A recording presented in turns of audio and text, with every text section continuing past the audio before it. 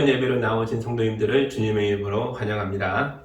예수님은 가까이 나오는 모든 사람들을 사랑하여 주시고 도와주시고 치료하여 주셨습니다. 오늘도 예배하는 여러분을 주님이 도와주실 줄 믿습니다. 이제 예배합니다. 하나님께 예배하는 사람은 영과 진리로 예배해야 합니다. 아멘.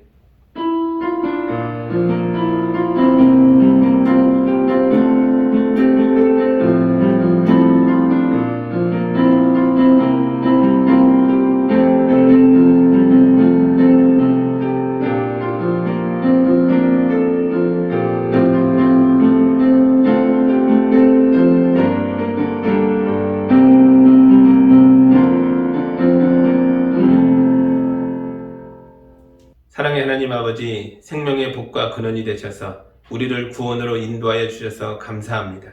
이 시간 예배하는 주님의 자녀들에게 흔들리지 않는 반석이 되어 주셔서 세상의 공격을 넉넉히 이기는 능력을 부어 주시옵소서. 거룩한 말씀을 들려주셔서 인생의 문제에 답을 찾게 하여 주옵소서. 우리가 드리는 예배를 향기로운 예물로 받아 주시옵소서. 예수님의 이름으로 기도합니다. 아멘. 찬송가 17장 함께 찬양하겠습니다.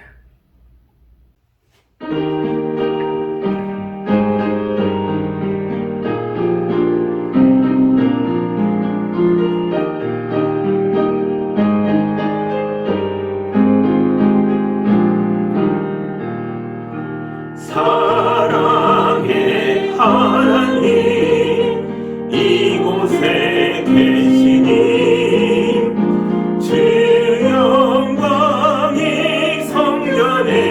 가득히 넘치네. 거룩한 주님 앞에 죄인의 의를 경건한 마음으로 찬양합니다. 은혜의 예수님 우리 죄인하여 속죄의 큰 사랑을 이루어 주셔서 율법의 멍에에서 해방해 주시니 복음의 자유 누림 감사합니다. 위로의 성령님 우리의 마음에 늘 함께 계시오니 그님이 뵙니다.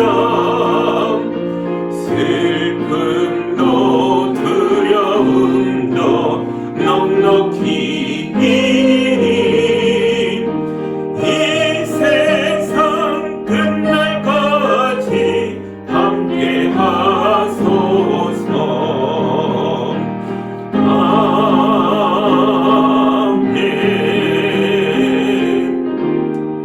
아멘. 이제 한 주간의 삶을 되돌아보며 거룩한 주님 앞에 왔으나 우리가 온전하지 못한 것들, 더럽혀진 것들 모든 것을 내어놓고 참회 기도를 할 때 주님이 들으시고 용서해 주실 줄 믿습니다. 함께 기도하겠습니다.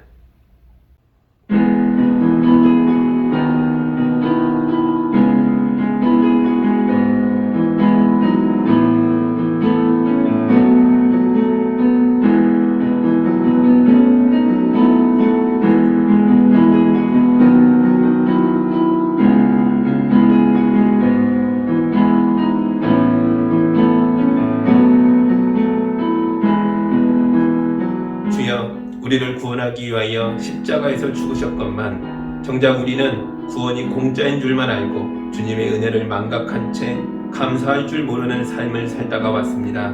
하나님의 선함을 찬양하면서도 정작 우리는 악한 길에서 떠나지 않았습니다. 복음을 듣고 기뻐하면서도 정작 우리는 전도자의 사명을 잊었고 우리가 입을 닫았기 때문에 복음이 우리의 삶에서 멈춰버렸습니다. 말씀의 능력을 달라고 광고하면서도 정작 우리는 세상의 유혹에 빠져서 허우적대느라 우리의 마음에 심어주신 말씀들을 열매 맺지 못하였습니다. 주여, 우리는 무지한 노새나 말처럼 인생의 굴레 없이는 하나님께 가까이 가지를 못하는 어리석은 자들입니다. 주님, 우리를 용서하여 주옵소서. 우리가 거룩한 발걸음으로 새 출발할 수 있도록 우리를 도와주시옵소서. 예수님의 이름으로 기도하옵나이다. 아멘. 우리 주님이 주시는 치유와 화해와 용서의 말씀입니다. 주님을 믿는 성도들아, 주님을 찬양하여라. 그 거룩한 이름을 찬양하여라. 주님의 진노는 잠깐이요 그의 은총은 영원하니 밤새도록 눈물을 흘려도 새벽이 오면 기쁨이 넘치리로다. 아멘. 용서받은 예배자로서 사도신경으로 우리의 신앙을 함께 고백하겠습니다. 나는 전능하신 아버지 하나님 천지의 창조주를 믿습니다. 나는 그의 유일하신 아들 우리 주 예수 그리스도를 믿습니다.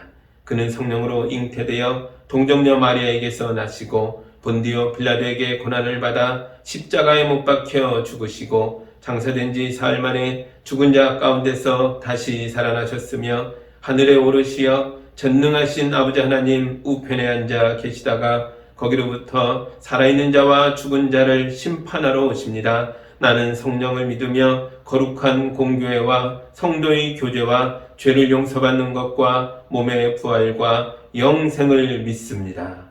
아멘. 찬송가 171장 함께 찬양하겠습니다.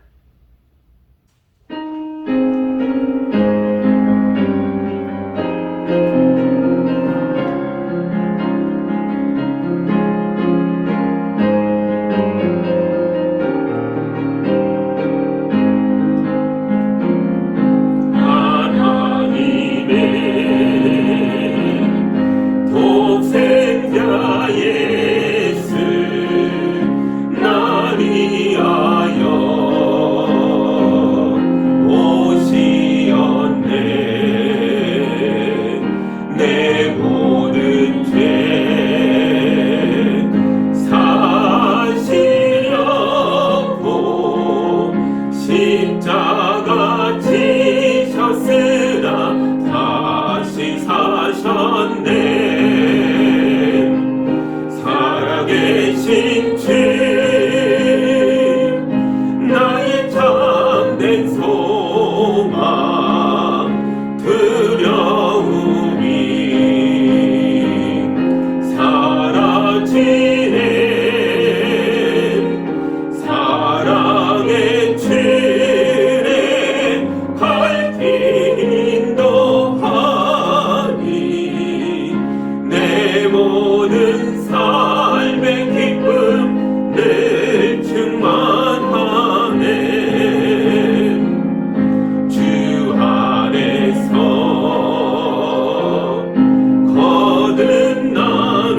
거듭나누리 기뻐하며 찬양하리. 가슴 속에 넘치는 확신 우리의 가는 길에 소망 넘치네. 살아계신 주 나의 참된 소망 두려움이 사라지네. 사랑의 주에 갈 길 인도하니 내 모든 삶의 기쁨 늘 충만하네. 선한 싸움 다 마친 후에 우리 주님 배우리라. 사망 권세 다 물리치고 주님이 다스리니 영광 넘치네. 살아계 계신 주 나의 참된 소망 두려움이 사라지네 사랑의 틀에 갈 길 인도하니 내 모든 삶의 기쁨 늘 충만하네.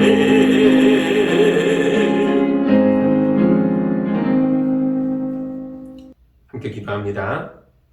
사랑의 하나님 아버지 감사합니다. 비록 오미크론 변이로 코로나 확진자가 넘쳐나고 우리도 또다시 영상으로만 예배하게 됐으나 어둠이 짙을수록 새벽이 가까운 것처럼 팬데믹도 끝날 날이 다가오고 있는 줄 믿습니다. 주여 그날까지 주의 성도들을 품에 안아주시고 보호하여 주옵소서. 여러 차례 백신을 맞고 있는 성도들이 있습니다. 백신 부작용이 없게 하여 주시옵소서. 혹시 우리 성도들이 감염됐다 할지라도 큰 어려움 없이 빨리 치유될 수 있도록 도와주시옵소서. 주여 이열을 맞아 학년을 끝내고 새 학기를 기다리는 자녀들이 있습니다. 새 학교, 새 학년, 새 학기를 맞이하는 자녀들에게 은혜를 베풀어 주셔서 좋은 선생님과 좋은 친구들을 허락하여 주시고 평생을 함께 동행하며 우정을 나눌 수 있는 귀한 사람들을 만날 수 있도록 인도하여 주옵소서. 또한 말씀으로 양육받고 기도로 성장한 우리 자녀들이 다른 누군가에게 그런 귀한 친구들이 될 수 있도록 함께하여 주옵소서. 주여 우리 가운데는 자기 삶의 문제를 드러내지 못하고 어둠에 웅크린 채 고민하고 애통하는 사람들이 있습니다. 우리에게 복음의 사명을 주셨사오니 우리에게 능력을 베풀어 주셔서 우리가 주님의 발이 되어 찾아가고 주님의 손길이 되어 위로할 때에 주께서 그들을 일으켜 세워주시고 당당하게 세상을 활보할 수 있도록 인도하여 주옵소서. 우리 교회에 속한 성도들도 무서운 시험에 빠져 방황하지 않도록 도와주시옵소서. 세상에서 길을 잃고 헤매는 성도들에게 날마다 거룩한 말씀을 들려주셔서 인생의 올바른 방향을 깨닫고 하나님 나라를 향하여 나아갈 수 있도록 함께하여 주옵소서. 대통령 선거가 다가오면서 사회 혼란과 분열이 커지고 있습니다. 주님 우리나라를 불쌍히 여겨주셔서 이 나라를 하나님의 말씀대로 하나님을 두려워하는 마음으로 올바르게 이끌어 나갈 수 있는 지도자를 우리에게 허락하여 주시옵소서. 지난 코로나 기간에도 선교사님들을 후원하는 일을 끝까지 잘 감당하게 도와주셔서 감사합니다. 선교사님들과 함께하여 주시고 그들의 가정을 지켜주시고 그들의 사역의 현장에 능력을 베풀어 주셔서 많은 영혼들이 구원을 받게 하여 주옵소서. 우리와 함께 하시며 우리를 사랑으로 인도하여 주시는 예수 그리스도의 이름으로 기도하옵나이다. 아멘.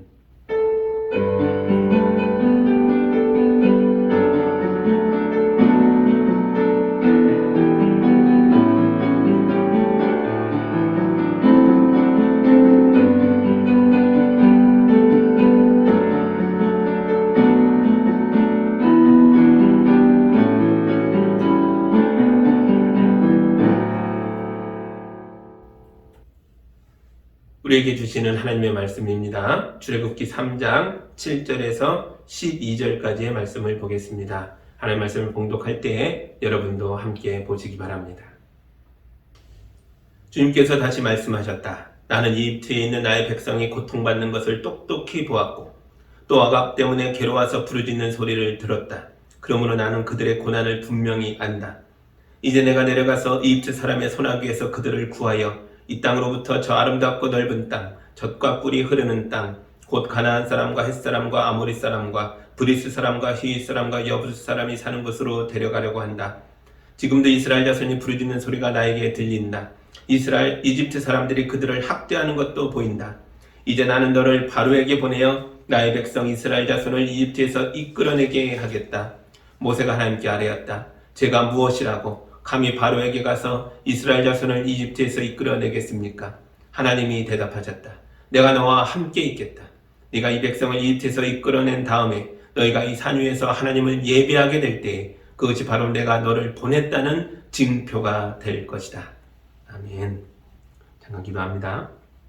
하나님 감사합니다. 이스라엘 민족의 큰 고통을 돌아보시고 그들을 구원하기 위하여 모세를 예비하는 장면을 우리가 보고 있습니다. 주님, 이 시대에도 많은 어려움이 있습니다. 우리 성도들을 예비하여 주시고 단련시켜 주시고 말씀을 들려주셔서 가정과 이 땅을 이끌어가는 자리 될 수 있도록 인도하여 주옵소서. 예수님의 이름으로 기도합니다. 아멘.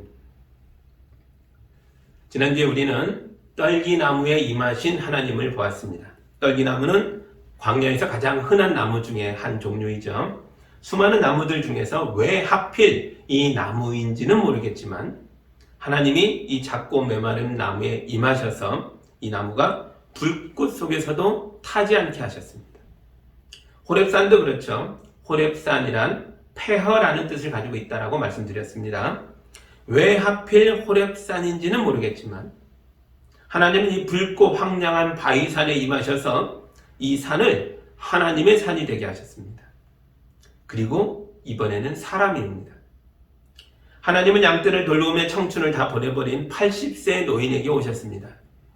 왜 하필 모세인지는 모르겠지만 하나님은 평범한 일상 속에서 늙어가고 있는 모세에게 오셔서 그에게 엄청나게 중요한 말들을 전하시며 그를 자신의 사역자로 세우려고 하십니다.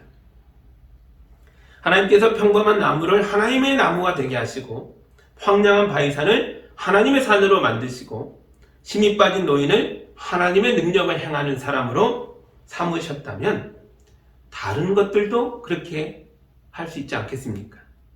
예를 들어 이집트에서 대대로 노예로 살고 있는 볼품없는 민족이 있다면 이런 민족도 하나님의 민족이 될 수 있을까요? 그렇습니다. 하나님은 그러실 수 있는 분이십니다. 오늘 본문 7절을 다시 보겠습니다.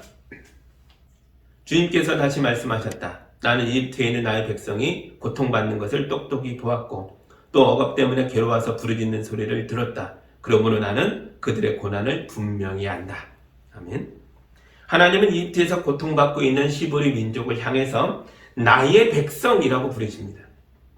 왜 하필 시브리 민족인지는 모르겠지만 하나님이 이 불쌍한 노예 민족을 선택하셔서 이들을 자기의 백성으로 삼으시고 이들을 아름답고 넓은 땅, 젖과 꿀이 흐르는 가나안 땅으로 데려가시려고 합니다. 여러분은 이런 생각 안 해보셨습니까? 왜 하필 나일까? 세상에 사람이 이렇게나 많은데 하나님은 왜 하필 나에게 말을 걸어주시는 걸까요? 왜 나를 부르셔서 하나님의 자녀로 삼아주시는 걸까요? 왜 우리에게 하나님의 일을 맡겨주시는 걸까요?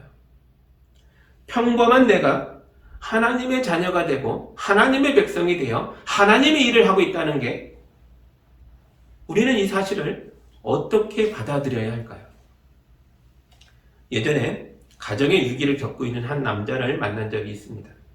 이분의 아내는 친구들이 이렇게 멋진 여자와 결혼했다니 참 대단하다라고 부러워할 만큼 훌륭한 여성이었습니다.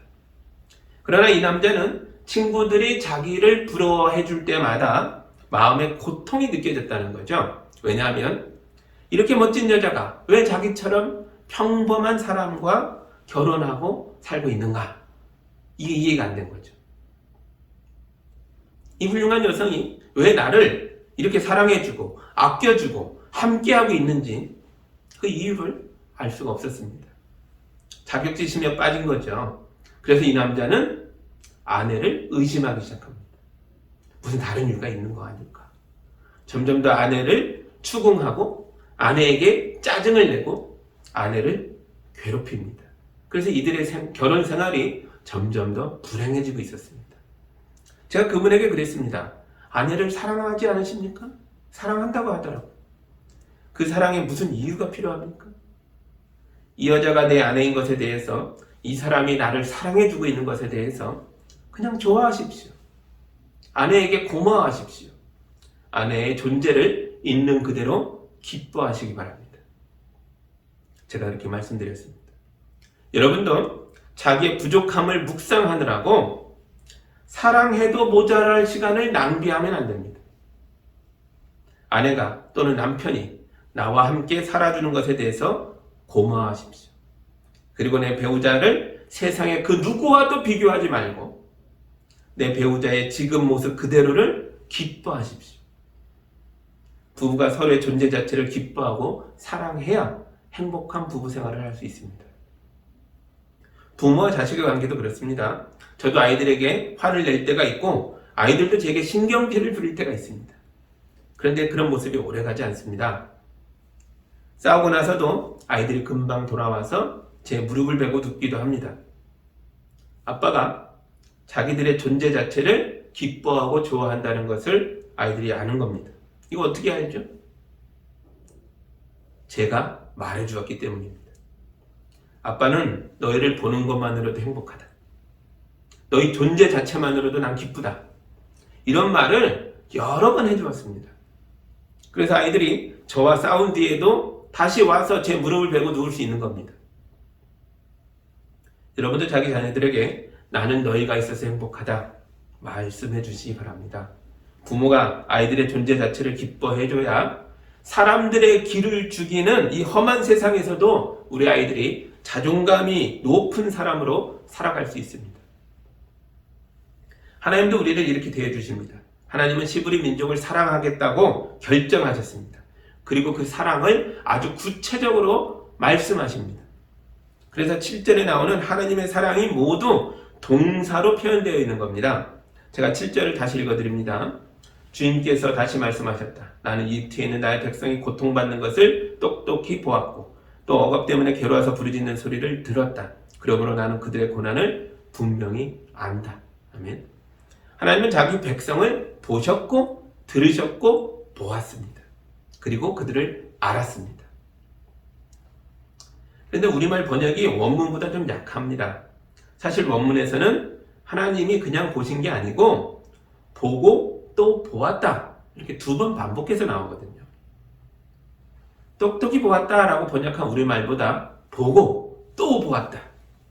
이 표현이 더 강렬하게 느껴지지 않으십니까? 그리고 마지막에 나오는 내가 그들의 고난을 분명히 안다 라는 말씀도 사실 원문의 의미가 훨씬 더 센 의미입니다. 그냥 아는 게 아니라는 거죠. 이건 히브리어 야다에서 온 말입니다. 야다는 그냥 아는 게 아니라 내가 직접 겪어봐서 안다 이런 뜻입니다. 체험적으로 안다. 함께 해봐서 안다. 겪어봐서 안다. 이런 의미입니다. 히브리 민족은 자기들이 버림받은 민족인 줄 알았는데 하나님이 그게 아니라고 말씀하고 있는 겁니다. 나는 너희를 사랑해. 나는 너희를 내 백성이라고 선택하고 있어. 그러면서 뭐라고 말씀하십니까? 나는 너희를 버린 적이 없다. 내가 너희의 고난 속에 함께 거하면서 너희와 함께 그 고난을 경험하고 있다. 그래서 내가 너희의 고난을 안다. 이렇게 말씀하고 계십니다. 여러분, 우리 하나님은 자기 백성의 고통을 보실 때 멀리서 망원경으로 보시는 분이 아니라 가까이 와서 보십니다. 자기 백성의 신음 소리를 들을 때에 그 울부짖음을 멀리서 들으시는 게 아니라 우리에게 가까이 와서 귀를 기울여 들으십니다. 그리고 하나님은 자기 백성의 고난에 대해서도 그냥 머리로 아는 것이 아니라 우리의 고난 속에 들어오셔서 우리의 고난과 함께 우리의 어려움을 같이 겪어주시면서 우리가 얼마나 힘든지를 아신다는 거죠. 우리 하나님이 이런 분이란 걸 자기 몸소 직접 보여주신 분이 예수 그리스도시죠. 예수님은 우리의 고난 속으로 걸어 들어오신 하나님이십니다. 제가 히브리서 2장에 있는 말씀을 읽어드립니다. 그러므로 그는 모든 점에서 형제자매들과 같아지셔야만 했습니다. 그것은 그가 하나님 앞에서 자비롭고 성실한 대제사장이 되심으로써 백성의 죄를 대신 갚으시기 위한 것입니다. 그는 몸소 시험을 받아서 고난을 당하셨으므로 시험을 받는 사람들을 도우실 수 있습니다. 아멘. 이것이 예수님에 대한 우리의 고백입니다. 그는 몸소 다 겪으셨습니다. 우리의 대제사장이 되어 우리를 용서하고 구원하시고자 몸소 우리의 고난을 다 받으셨습니다. 예수님은 인간의 몸을 입고 우리에게 오셔서 우리와 함께 사셨던 하나님이십니다.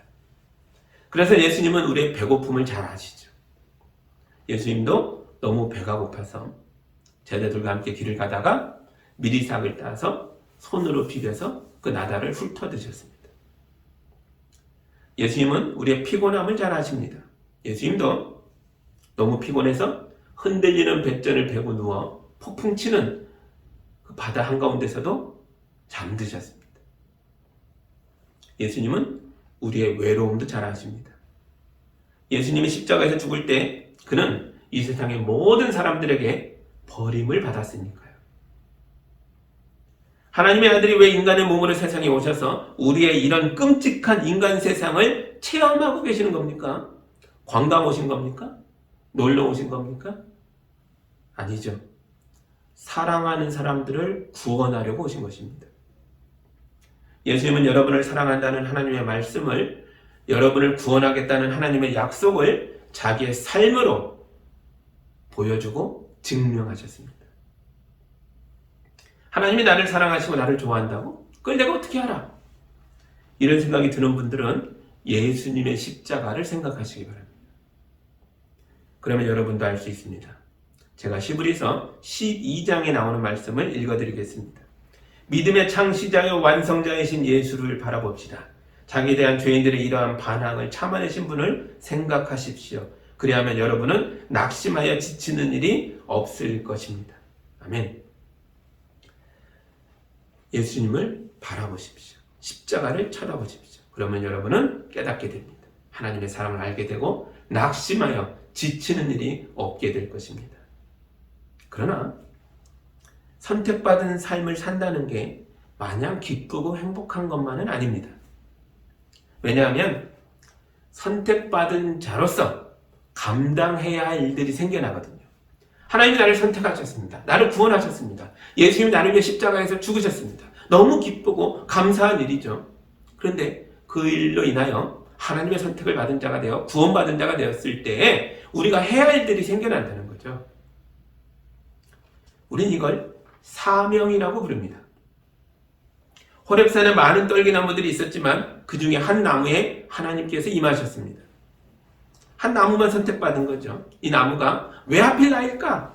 알지 못했지만 하나님이 자기를 선택해 주신 것을 기뻐했습니다.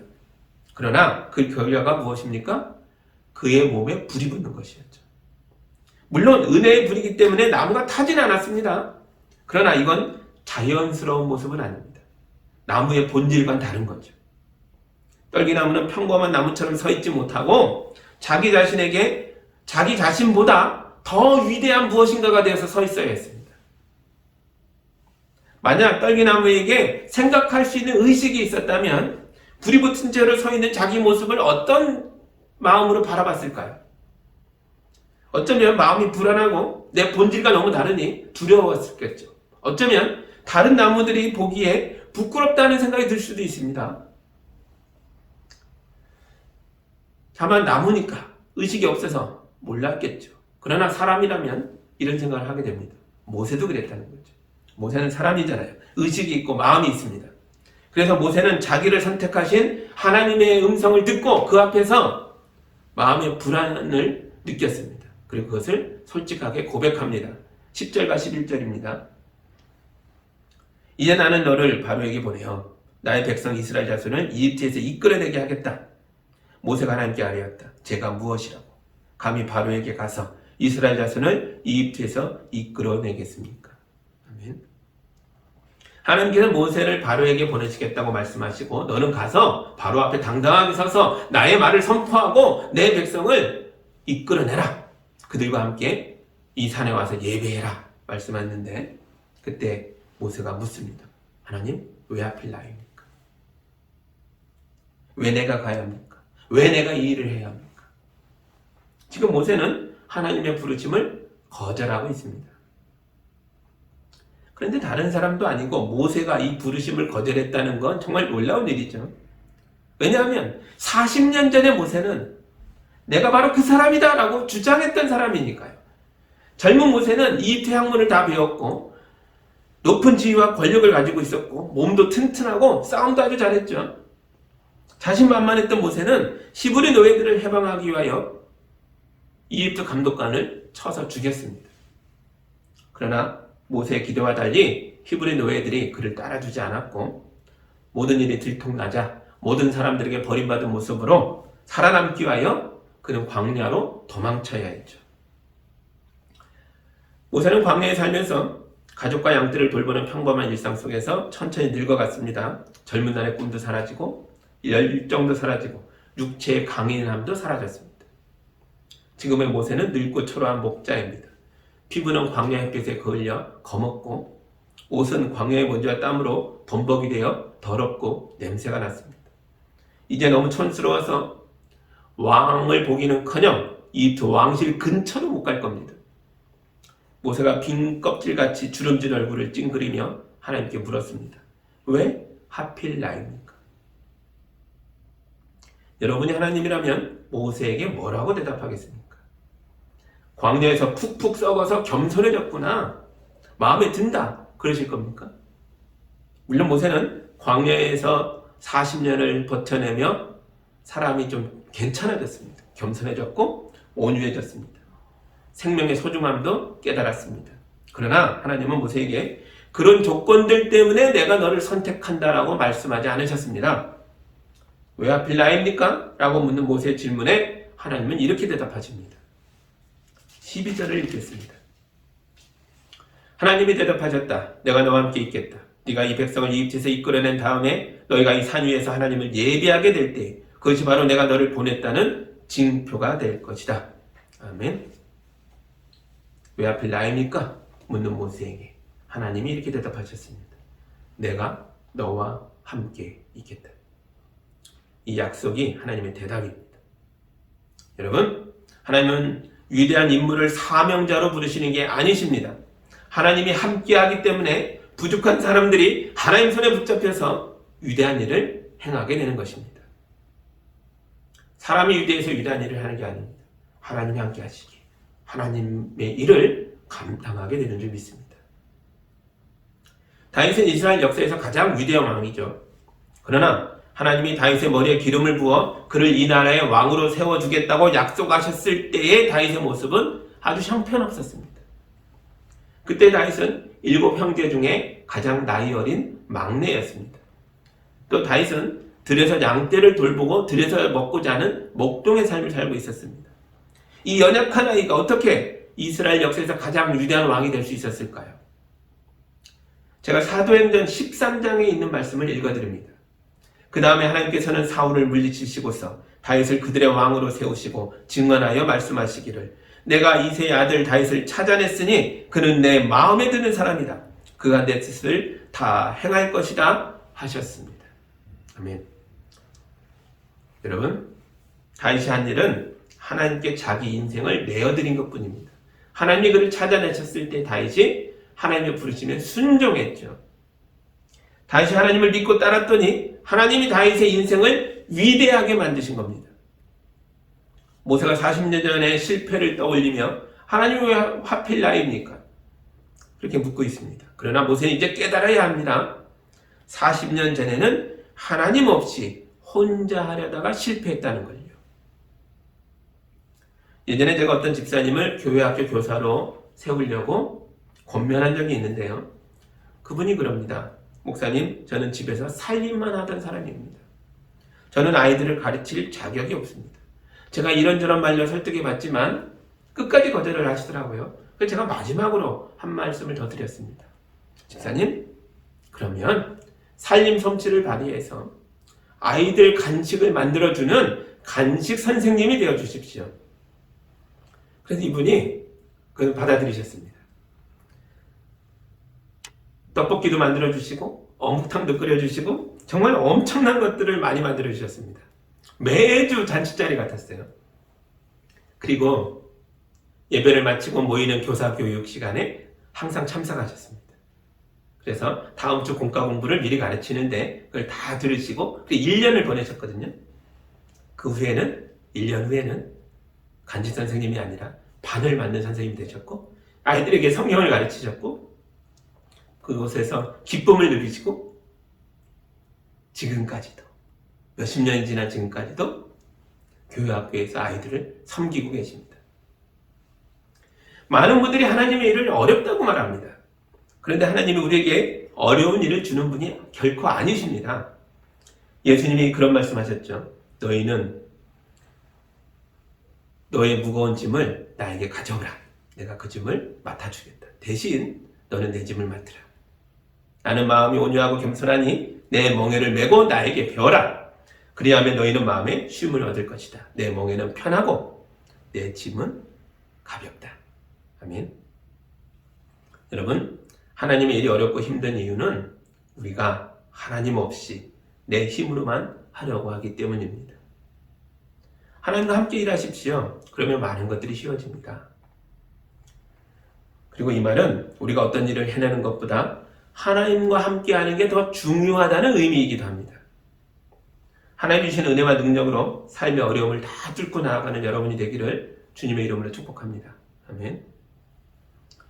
하나님은 우리에게 구원의 은혜를 베풀어 주셨습니다. 이 많은 사람들 중에 왜 나인지 모르기 때문에, 굳이 내가 아니어도 되기 때문에, 그래서 더욱더 하나님이 나를 선택해 주신 것에 대해서 감사하시기 바랍니다. 너무나 놀랍고 큰 은혜입니다. 그러니까 여러분, 스스로 자격지심에 빠져서 왜 하필 나일까를 놓고 고민하고 괴로워하지 마시고 나를 선택하신 하나님의 은혜를 단순한 가운데 기뻐하십시오. 나를 위하여 죽어주신 예수님에 대하여 뜨겁게 감사하시기 바랍니다. 그리고 선택받은 자의 삶으로 한 발 더 나아가십시오. 갈릴리 호숫가에 많은 어부들이 있었지만 예수님은 그 많은 어부들 중에서 베드로를 제자로 부르셨습니다. 갈릴리 세관에서 돈을 걷고 있던 세리들이 많이 있었지만 예수님은 그 세리들 중에서 마태를 제자로 부르셨습니다. 이렇게 부름받은 제자들은 예수님과 함께 다니느라 발이 부르텄고 배가 고팠고 잠이 부족해서 늘 피곤했습니다. 많은 사람들이 밀고 땡기니 그 사이에서 너무 고생을 많이 하죠. 그러나 그들은 예수님이 세상을 구원하려고 오셨다는 걸 알고 있기 때문에 예수님과 함께 있고 예수님과 함께 일하고 예수님과 함께 경험하는 이 모든 것들 속에서 가슴이 웅장해졌을 겁니다. 어부로 살 때는 느끼지 못했던 기쁨을 느꼈을 것이고, 어부로 살 때는 느끼지 못했던 보람을 느꼈을 것이고, 세리로 살 때와는 전혀 다른 하늘의 놀라운 은혜와 축복을 경험했다는 거죠. 예수님이 하늘로 올라가실 때 이 제자들에게 교회를 맡기셨습니다. 이 땅의 모든 사람들에게 복음을 전하라는 사명을 주셨습니다. 그래서 물고기를 낚던 어부들이 변하여 온 세상을 돌아다니며 사람을 낚는, 생명을 구원하는 새로운 어부들이 되었습니다. 이들이 어떻게 이런 위대한 인물들이 될 수 있었을까요? 이들이 성공한 인생을 살 수 있었던 비결이 무엇일까요? 그 비결이 이들 안에 있는 게 아닙니다. 그 비결은 우리 예수님께 있었습니다. 제가 마태복음 28장에 있는 말씀을 읽어드립니다. 그러므로 너희는 가서 모든 민족을 제자로 삼아서 아버지와 아들과 성령의 이름으로 세례를 주고 내가 너희에게 명령한 모든 것을 그들에게 가르쳐 지키게 하여라. 보아라, 내가 세상 끝날까지 항상 너희와 함께 있을 것이다. 아멘. 예수님이 세상 끝날까지 항상 여러분과 함께 있을 것입니다. 그러므로 우리는 하나님이 우리를 파송하신 곳에 가서 하나님의 일을 할 수 있습니다. 내가 능력이 부족하고 평범하다 못해 오히려 좀 딸리는 모습이라 할지라도 괜찮다는 거죠. 가정과 지역사회와 일터에서 우리는 모든 민족을 제자로 삼을 수 있고 그들에게 세례를 줄 수 있고 그들에게 하나님의 말씀을 가르쳐 지켜 행하게 할 수 있습니다. 하나님이 하시니까요.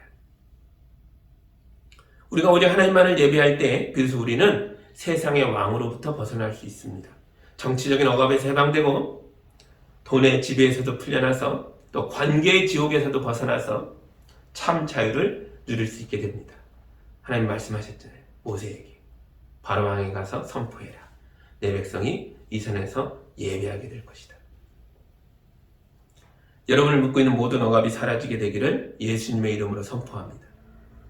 예수님을 모시고 살면서 하늘의 능력을 힘입어서 거룩한 일들을 행하며 성령의 열매를 풍성하게 맺는 복된 인생들을 다 살아가시기를 예수님의 이름으로 축복합니다. 아멘. 우리 함께 기도합니다. 사랑의 하나님 아버지 감사합니다. 40년을 목자로 살면서 늙고 연약해진 모세를 하나님이 오셔서 이렇게 세우시고 새로운 세상으로 나만 사는 것이 아니라 한 민족을 해방하는 날로 인도하시는 것을 봅니다. 주여, 우리에게도 오시옵소서. 우리의 평범하고 낮은 삶의 임하셔서 우리와 함께하여 주옵소서.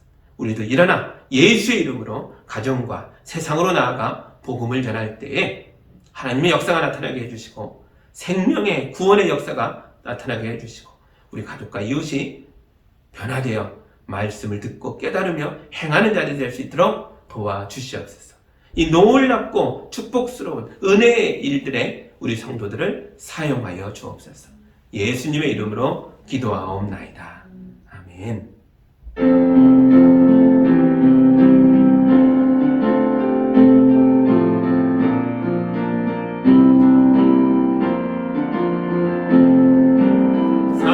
사랑의 나는 있는 곳에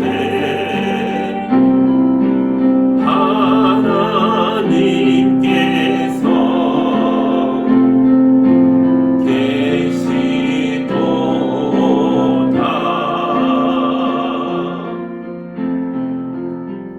사랑의 하나님 아버지 감사합니다.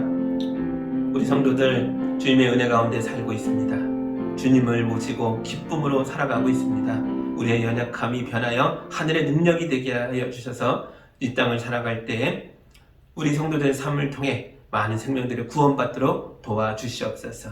우리 성도들의 물질도 주님께 올려드렸습니다. 이 귀한 물질이 주님께 영광이 되게 해주시고 이 땅에 심겨지는 하나님의 역사가 되게 하셔서 교회를 세우며 이웃을 돌보며 많은 사람을 구원하는 데에 거룩하게 쓰이게 하여 주옵소서. 우리 성도들 가운데 병약한 분들도 있습니다. 주님이 붙들어 주셔서 담대하게 일어나 하나님의 뜻을 행할 수 있는 강건함을 가질 수 있도록 복되게 하여 주시옵소서. 우리 성도들 가운데 마음이 무너진 자들도 있습니다. 주님이 찾아오셔서 동행하여 주시고 위로하여 주시고 세워주셔서 이 험한 세상을 예수님의 이름으로 담대하게 살아낼 수 있도록 축복하여 주시옵소서. 예수님의 이름으로 기도하옵나이다. 아멘.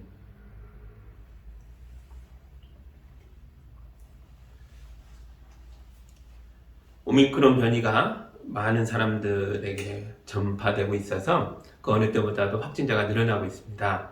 우리 중에는 어르신들도 있고 백신을 맞지 않은 아이들도 있어서 우리가 이 한참 퍼지는 이 시기를 좀 피하려고 합니다. 영상으로 2주간 예배하고 있습니다. 그래서 2월 13일 오늘과 다음 주 20일까지 모두 영상으로 드리게 됩니다. 그리고 빨리 끝날 수 있도록 여러분 많이 기도해 주십시오. 감사합니다. 이제 주가 일하시는 마지막 찬양 힘차게 부르고 우리의 삶으로 담대하게 주님과 함께 나아가겠습니다.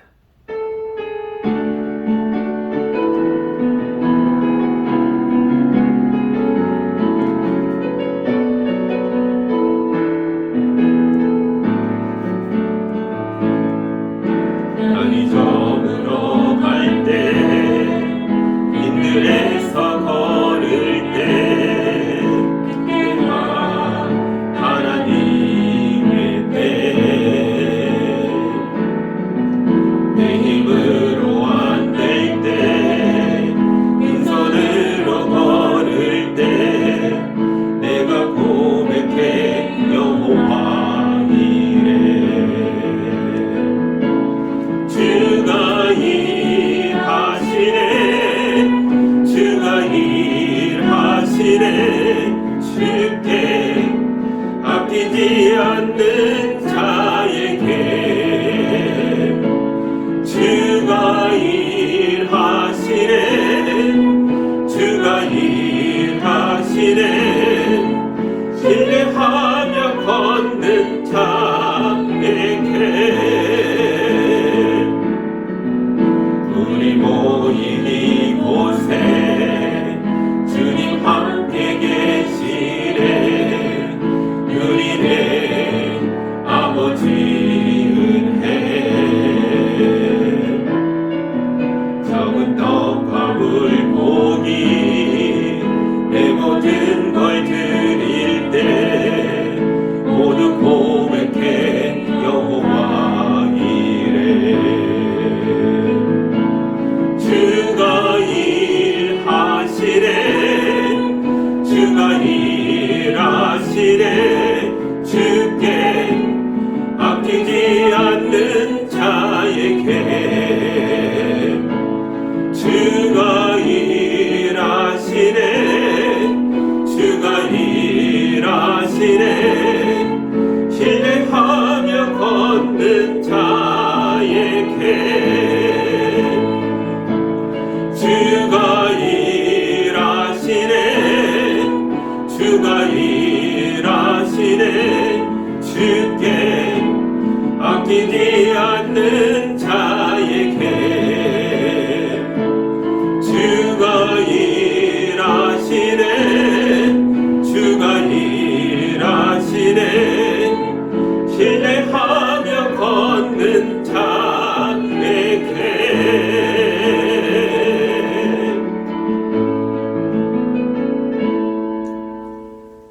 이제는 우리 주 예수 그리스도의 은혜와 우리 하나님 아버지의 크고 놀라우신 사랑과 성령님의 인도하심이 주님과 동행하며 이 험한 세상을 하나님의 능력으로 담대하게 살아나가는 성도들과 가정과 우리 성도들의 삶의 터전이니 이제로부터 영까지 함께하기를 간절히 축원하옵나이다. 아멘.